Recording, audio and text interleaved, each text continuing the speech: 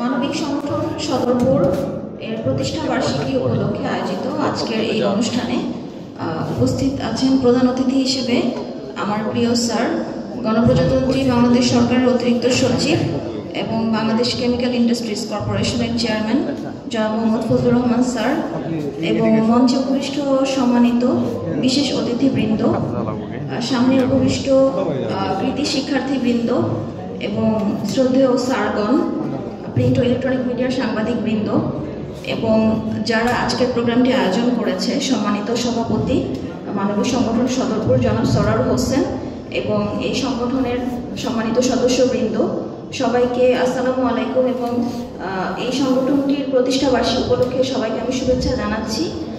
আমি আসলে মঞ্চে বসে শুনছিলাম সবার কথা। সবচেয়ে ভালো লেগেছে যে এই সংগঠনের যেই দুজন উপকারভোগী দাঁড়িয়েছেন এবং তারা তাদের জীবনটা কিভাবে বদলে গেছে এই সংগঠনের সহযোগিতায় সেটা বলেছেন।